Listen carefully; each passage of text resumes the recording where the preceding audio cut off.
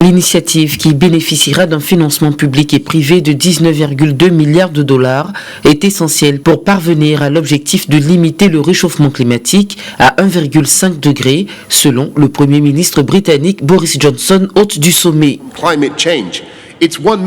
Ces formidables écosystèmes, ces cathédrales de la nature sont les poumons de notre planète, absorbant une part importante du carbone rejeté dans l'atmosphère. Les forêts sont essentielles à notre survie. Pourtant, elles sont en train de reculer au rythme alarmant de 27 terrains de football chaque minute. Parmi les signataires figurent le Brésil et la Russie, pays pointés du doigt pour l'accélération de la déforestation sur leur territoire, ainsi que les États-Unis, la Chine, l'Australie ou encore la France.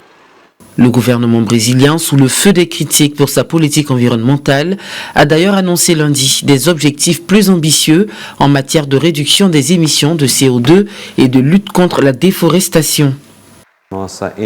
Nous présentons un objectif climatique plus ambitieux, passant de 43% à 50% d'ici 2030 de réduction des émissions de gaz à effet de serre et de neutralité carbone d'ici 2050.